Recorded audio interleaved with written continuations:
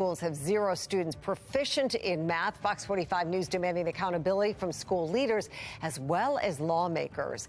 And a Baltimore City charter school may be forced to shut down. Why the school CEO says its future is in jeopardy. Live from WBFF in Baltimore, this is Fox 45 News at 6. We are continuing to follow the breaking news out of Cockeysville. So far, we know residents along Powers Avenue are being asked to shelter in place during what police are calling a barricade situation. We are set up for a news conference that we hope is going to happen very soon with police to learn all the latest facts and figures about what happened out there today. Good evening, everybody. I'm Mary Bubala. We were first made aware of that shelter-in-place order just before 3:30 this afternoon. Fox 45's Keith Daniels has been at the scene all afternoon, keeping us updated on this. Keith, what is the latest? Well, Mary, we're live at Sherwood Road. Baltimore County Police have blocked off both sides of Sherwood Road. We're live at Sherwood Road and Warren Road. Now, the situation, the barricade situation happening about a mile in that direction down Sherwood Road near York Road. A barricade situation after gunfire with an officer injured, possibly by shrapnel. That's according to another officer. Now, the injured officer with minor injuries, he will be okay.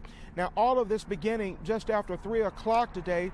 It's still going on. Meantime, we're still waiting to hear from a police spokesperson to learn exactly what happened here. We're told we should have an update just moments away. We have a crew over there at the media staging area. When we learn more, of course, we will bring it to you. For now, live in Cockeysville, Keith Daniels, Fox 45 News. And Keith, thank you. A deadly shooting in Anne Arundel County. Police there say they responded to reports of gunshots in Laurel just after 10:30 this morning. At the scene, officers found a man who'd been shot. We're told he died at the hospital.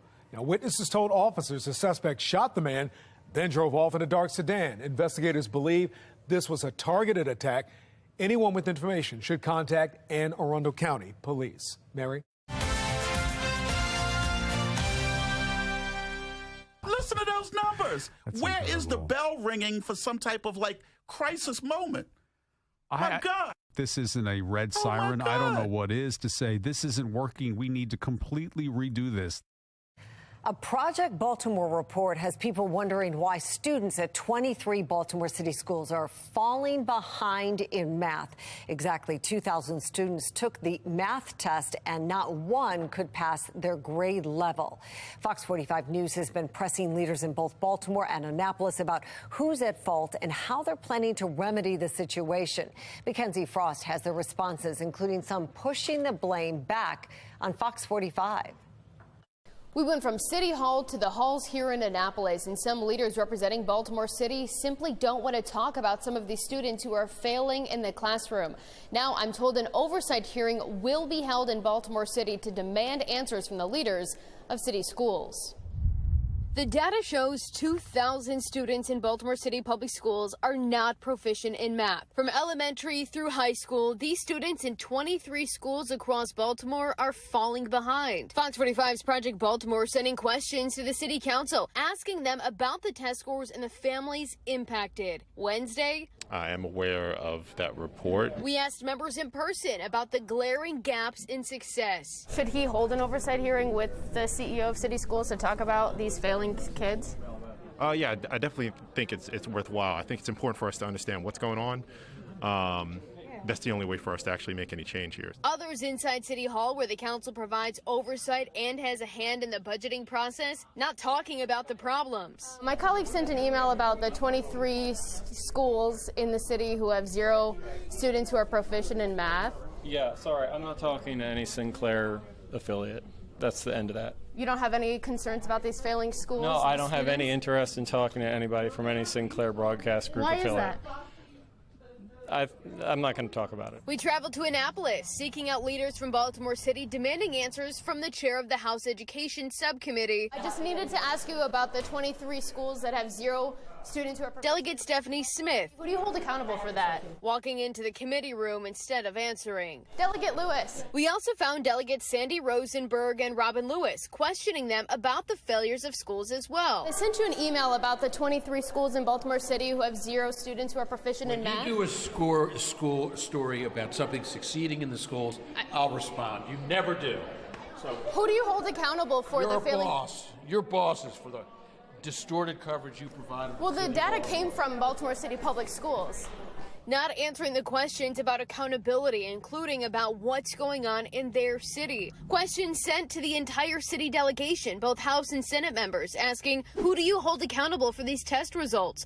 What steps will you take to address these low test scores and improve student outcomes? Will you ask for further investigations to determine why this many schools have so few students proficient in math? Why will millions of more dollars be allocated to city schools given these proficiency scores? Senator Corey McCray and delegates Jackie Addison and Caleb Young telling Fox 45 News it's everyone who should be accountable for student achievement, adding it is crucial to comprehend the root causes of the low proficiency scores in these schools, all to find solutions moving forward. Senator Antonio Hayes' office telling Fox 45 he wasn't available today. No one else responding. Right now, City Schools has a budget of $1.6 billion. That's roughly $21,000 per student. City Schools spending in the top 5 for large school districts across the country. Meanwhile, classrooms across the state are set to get an additional $30 billion over the next decade from the Kerwin Education Plan. Is sending more money to the school districts through the Kerwin Plan, will that help this problem? Unfortunately, I think no is the answer to that. Every single time the response is we need more money. Never we need more accountability. Republican delegate Nino Mangione from Baltimore County says leadership in the city cannot turn a blind eye to this problem. It's really, truly a dereliction of duty. At some point, the answer has to be, you know what, we need to get rid of people who are not getting the job done, have a real systemic change to what's actually happening. A call for change that may go unanswered, as the failures highlighted now are added to the laundry list of problems and students struggling to learn in classrooms across Baltimore City. Councilman Stokes says he hasn't scheduled a date for that hearing yet, and that's something he's looking to do in the coming days. But will that hearing bring real changes? That's a question we've yet to see answered. In Annapolis, Mackenzie Frost, Fox 45 News. Project Baltimore's Chris Papps has more on the sheer number of schools in the city continuing to struggle, along with the increasing taxpayer funds going to the school system. The issues in city schools, they do go beyond the data. We've found a number of examples where taxpayers just aren't getting their money's worth. And this is in a school system with a $1.6 billion budget. Now, in 2021, we uncovered a scheme at one Baltimore City high school, Augusta Fells Savage, where administrators were keeping students on the rolls even though they were not attending school. Ghost students, as they're known by many educators, are used to pad the rolls and increase the amount of funding that a school receives. Augusta Fells is also one of those 23 schools we just reported on that had 0 students who tested proficient in the state math test. Among the list of 23 schools, there are 10 high schools, 8 elementary schools, 3 middle high schools, and 2 elementary middle schools. Now, overall, Baltimore City had the lowest proficiency levels in the state. Just 7% of 3rd through 8th graders tested proficient in math. That means 93% of all the 3rd through 8th graders in the city could not do math at grade level. On issues in city schools is available right now at foxbaltimore.com. And this comes as City School CEO Dr. Sonia Santelises is being honored by the Baltimore Sun as one of the 25 Black Marylanders to watch in 2023. On the front page of the article on Sunday, Santelises was praised for her accomplishments over the past 6 years. The article pointed to a bright spot this fall when federal test scores known as NAEP showed city schools had performed better in several areas compared to the rest of Maryland. For example, example, 8th grade reading scores held steady from before the pandemic. But the article did not explain that. According to NAEP, Baltimore is now 21 points below the national average for large cities. It is an all-time low for the city since national testing began 13 years ago. Dr. Santelises, who is quoted in the Baltimore Sun article, did not agree to an interview with Project Baltimore when we reported the scores in November. And that brings us to our question of the day. Do you trust Dr. Santelises to lead Baltimore City schools? So far, 95% of responders say no. Head to foxbaltimore.com/vote. Click on the Project Baltimore tab to weigh in. A high-profile charter school in Baltimore City also in danger of closing its doors. The Baltimore Collegiate School for Boys is facing closure over what the school's CEO calls technicalities. Fox 45's Rebecca Pryor explains what we know so far. Yeah, while the school system hasn't officially revoked this charter, they have said it's a very real possibility, a possibility that now has parents, students, and staff that I've been speaking with up in arms. To know that we may be moving or closing is very disheartening. A month inside the Baltimore City public school system is all it took for Regina James Banks to pull her 4 kids out of public schools and place them into a city charter. Overcrowded classrooms, teachers that are just overwhelmed. It's just too chaotic in the regular Baltimore City traditional setting for me and my family. Here at the Baltimore Collegiate School for Boys, she says her sons are thriving. They take time with the guys here and get to know them and push them forward for the future. But soon this charter may no longer be an option for her children. It's very upsetting. It's just very disappointing. I would hope that we could partner better. The school CEO, Edwin Avent, says an annual review found the charter was suffering in several categories. I would classify them as technicalities. Technicalities, he says, involve things like missing paperwork or simple data entry errors. They were procedural, operational things that we believe can be and have been addressed. However, in the report found on the district's website, the city finding the charter's teaching practices and staffing also falling short. The report reading in part, quote, the operator of Baltimore Collegiate School for Boys has had serious ongoing operational difficulties over the course of the contract, which have affected the safety or well-being of students, staff, or the district. Still, Avent argues the challenges facing his charter are far less concerning than the challenges seen in public schools citywide. I don't think that they rise to the level of closing a school, because certainly if we were a district school and it were the same issues, you wouldn't be closing a district school. And according to Avent, the charter's current graduation rate is around 95%, and their college enrollment rate is well over 50%, much higher than what's seen in city public schools, where only 69% of students graduate and 47% go to college. We don't blame the city, but what we ask for is grace, because I do believe that their schools are going through some of the similar challenges that we're going through. I have 4 boys and everybody's gone here, and this will be a really miss from our family if we was to close. Now, again, there's been no official recommendation to revoke this charter. That will likely happen next Tuesday when the Baltimore City Schools CEO, Dr. Sonia Santelises, is scheduled to make her official recommendations before the Board of Commissioners. Reporting in Baltimore, Rebecca Pryor, Fox 45 News. Just ahead, we are waiting an update from Baltimore County Police on the barricade situation and shelter-in-place order in Cockeysville. We're going to take you there live when they're ready to talk. And temperatures on the fall into this evening, back from the mid-60s, had a high of 65 this afternoon, down into the 40s, even some 30s overnight. Could even see a shower by morning. I'm going to let you know when we could have some snow in our forecast. You heard me right. It's a My Weather Authority forecast.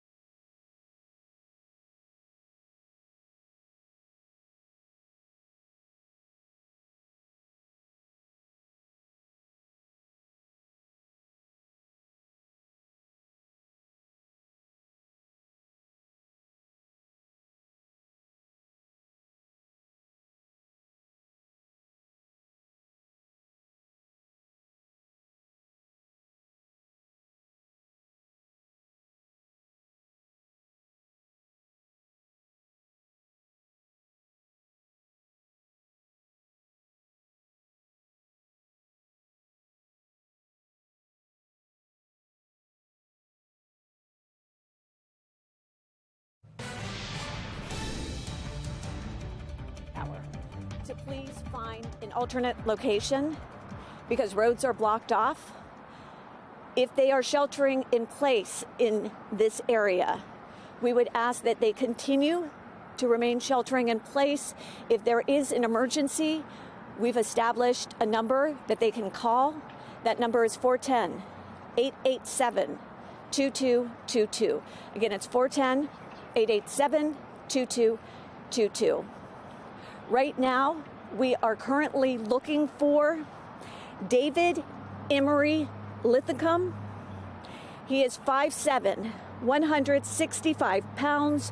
He was last seen wearing a black hoodie and black pants.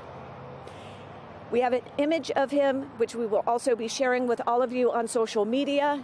If you want to take a look at him here.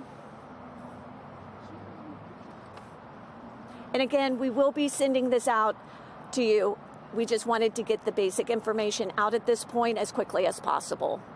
His name is David Emery Lithicum.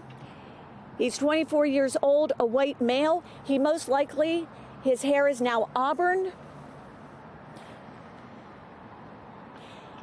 He has facial hair, and we believe that his hair is a lot longer than it is in this image. Again, this will be provided on social media to everyone. It's important to note that we do consider him armed and dangerous. Do not approach him. If located, please call 911 immediately. We'll continue to provide you updates regarding this on social media as well as here on the scene. Thank you. All right, that is the latest from Baltimore County Police on the shelter-in-place barricade situation in Baltimore County, where they say a man shot at officers. That man they're looking for right now, 24-year-old David Linthicum. One officer was wounded, expected to be okay. The shelter-in-place remains. There's a phone number you can call. It's 410-887-2222. It is not clear when folks will be allowed back into their neighborhoods. For those who have not yet gotten home, Keith Daniels will stay on top of this story, have more from the neighborhood. But again, tonight there was a manhunt for 24-year-old David Linthicum. Police consider him armed and dangerous. You're being told not to approach him. We'll have much more online on foxbaltimore.com throughout the night from now until our newscast tonight at 10. Here on the Fox Triplecast, we are wrapping up a gorgeous end to a gorgeous day. Nice sunsets on the Maya 1000 cam and Toyota Ishida Harbor Skycam after highs at 65 officially today. Good day to get outside. And you see here on the HD radar, there's our next weather maker. It sticks out like a sore thumb. There's all kinds of winter weather, severe weather with it. For now, expecting just some nice weather around here, at least overnight into early tomorrow. There could be a sprinkle as that next system gets closer, and maybe actually the next couple of days, a few more clouds in our skies like we're seeing now with that risk of a spot shower. Then it gets more interesting over the weekend. 59 now, winds are calm, our humidity nice and dry at 24%. Temperature still hanging on the upper 50s here in Baltimore. Elsewhere, we're generally in the low to mid 50s as the sun is beginning to set. We're dropping off. Temperature still, a world of difference. After 40s yesterday into the 60s today, we're still running about 8 to 15, 16 degrees warmer than just 24 hours ago. So temperatures really statewide pretty mild, all in the 50s, basically from seashore all the way to mountaintop here. Well, almost. Oakland, you're at 46, but everybody else all the way out to Cumberland in the 50s. And there is our next system. Tornado watches and high wind watches, high wind warnings, wind advisories all posted out to our west, and there's plenty of rain with that next system, even some severe weather. Then on the rear side of it, there's a pool of cold air that follows it. This system intensifying and dragging in some cold air from upstairs in the atmosphere. And this is why we have winter weather advisories, even some winter storm warnings, eastern Iowa and southwestern Wisconsin. So first we get the warm air, chance of a shower. I don't think we're going to see a whole lot out of this in terms of big rains. It's going to kind of work itself out, rain itself out to our west. But we are going to see the warmer air. See that pumping northbound. Temperatures in the 70s in Atlanta. We're going to be probably in the 60s next couple of days, which is about 15 to 20 degrees above average. There's that cold pool of air I was talking about as you work your way down toward Oklahoma City and Dallas. So really kind of anomalously cold behind this thing, at least for a small area. Temperatures tonight, they fall down to near seasonable levels, 40s falling through the 30s. And then tomorrow, another warm day for Wednesday. And then into Thursday as well, again tomorrow, the warmer air. And then there's that cold that's following this thing, the system that's going to eventually kind of break off and head east. The question is, where is it going to kind of overlap with precipitation? Where's the cold air eventually going to go? It could kind of follow along behind the system wherever it tracks, just off to its west. So if the system goes farther south, nothing for us. If it goes farther north and closer to the mid-Atlantic in our area, could get interesting for the weekend time frame. So overnight into early tomorrow morning, clouds increase. Temperatures fall down into about 35 to 40. Could see a spot shower here or there. And then working our way into tomorrow, it looks like some extra clouds around, mixing with a little bit of sunshine from time to time. And there could be a slim chance of a shower here or there. And I wanted to show you quickly the long-range computer model forecast. Left-hand side, that's European computer model. That says the precipitation and the cold air kind of coincide nearby, especially over the mountains north and west of the city, over the hills, maybe Westminster. Could be an inch of snow. That'd be Sunday night into Monday. Now our GFS or American computer model says nada. That's going south and east, and it looks like the snow would be over the lower Appalachians. Still something to watch, but it's looking a little more confident, at least to this point, that we may not be seeing a whole lot. Exclusive 10-day forecast in a couple of minutes. Weather Window, presented by the National Weather Desk. Take a look at this stunning, fiery winter sunrise over Washington, D.C. From front to back, you can see the Lincoln Memorial, the Washington Monument, and the Capitol Building. And how about this view of the Carson Range in western Nevada? The low-hanging clouds at the mountaintops may be mixing in with some blowing snow from their recent storm. And in Alabama, a mother cow and her calf enjoy a winter sunset. For more content like this, follow the National Weather Desk on Instagram.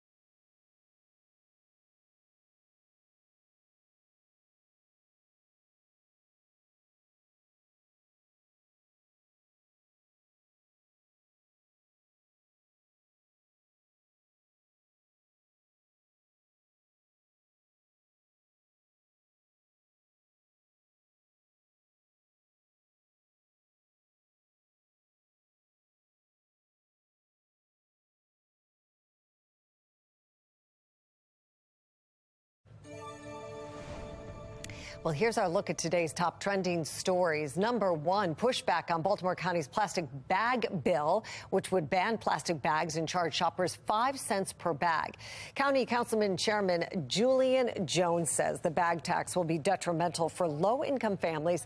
Bag fees won't be covered by SNAP benefits. He estimates the new policy will cost families who don't have reusable bags about $275 a year. Number two, a record-breaking weekend for the Maryland State Police Polar Bear Plunge. So far, the group has raised more than $3.4 million for the Special Olympics of Maryland, their largest single weekend total. Just about $15,000 short of their goal. Fundraising lasts until March 4th, so you can still donate at plungemd.com. Boy, those folks really endured some cold temperatures that weekend. I remember that. Temperatures at 61, though, for our Thursday. Slim chance of a spot shower here or there. Clouds and some sun for Friday, 61. 48 on Saturday, 46 Sunday. That's a day to watch for rain showers, maybe a snow shower in there. Not having huge confidence on that. Lasted to early Monday, mid to upper 50s Tuesday, Wednesday. Stays warm to wrap up next week. Jonathan, thanks. Before we go, we want to update the Cockeysville barricade situation. Police are now looking for David Emery Lithicum. They say he is armed and dangerous. He opened fire on police, according to police, along Powers Avenue. For people sheltering in place or unable to get into their neighborhoods, there's a phone number they can call. It's 410-887-2222. We will stay on top of this story with updates on foxbaltimore.com again tonight at 10. But that man right there, the picture of him, is considered armed and dangerous. Well, that's all for Fox 45 News at 6. Family Feuds next. We'll see you back here tonight at 10. Good night.